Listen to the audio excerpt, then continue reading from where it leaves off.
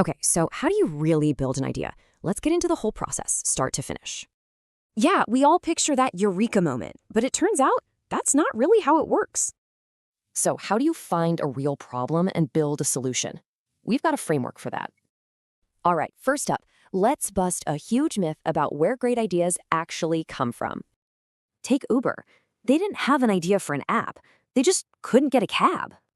See, the key isn't to look for an idea. You have to look for a problem.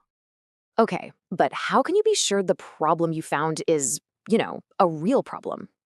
Well, you have to avoid bad data, when people are just trying to be nice.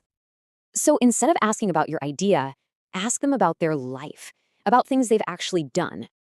This whole approach, it's the core of design thinking. It all starts with empathy for the user. Okay, you've got a solution.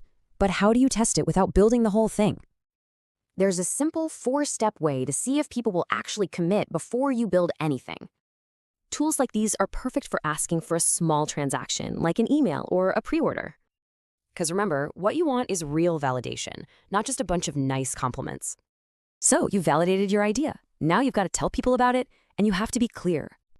This framework helps you get your message straight, for anyone from investors to your family. But let's be real, this whole process can be a storm. So how do you handle it?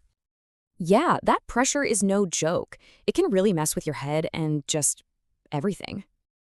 The good news is, a few simple things can really help you navigate the chaos.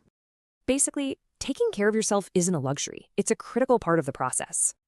So, your idea isn't just out there waiting for you. What problem are you going to solve first?